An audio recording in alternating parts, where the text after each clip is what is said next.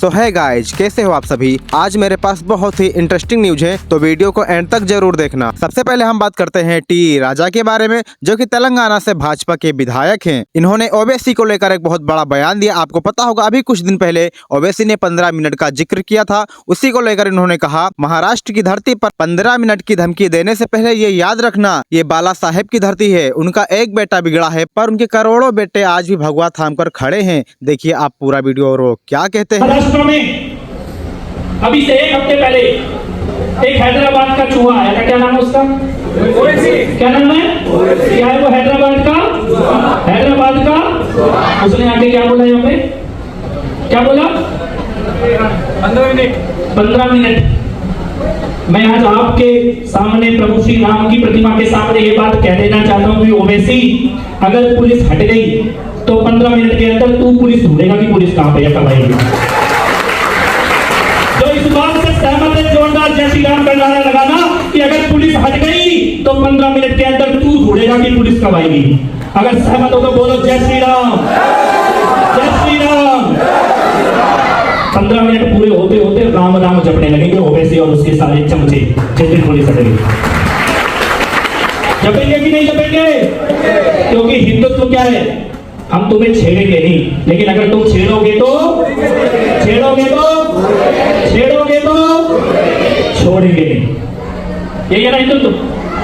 तुम महाराष्ट्र में आके बोल के जा रहे हो बाला साहब की धरती पे, बाला साहब का एक बेटा बिगड़ा है, बाकी सारे बेटे समझदार खड़े हैं। खड़े हैं कि नहीं खड़े?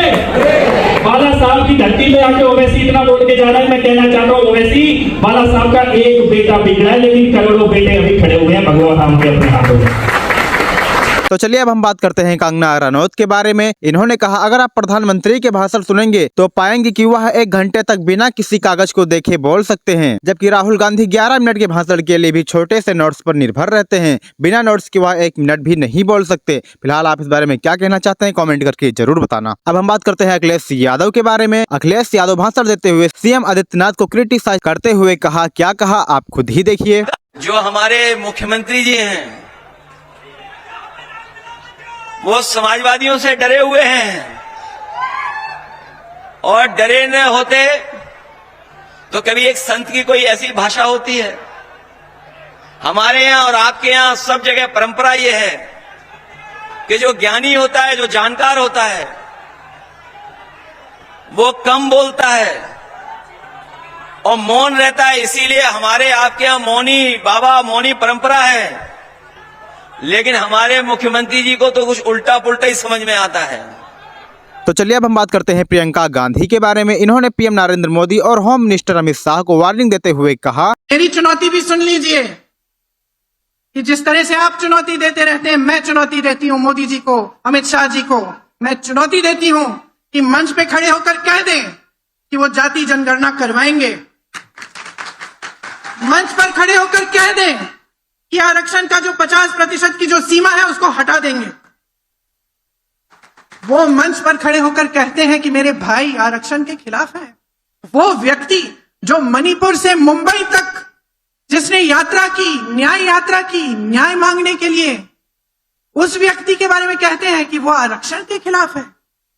झूठ बोलते हैं, सरासर झूठ, आपके मंचों पर खड़े होकर ये जानते हुए कि इस इंसान ने कन्याकुमारी से कश्मीर तक पैदल यात्रा की है, न्याय मांगी है, जाति जनगणना की बात की है।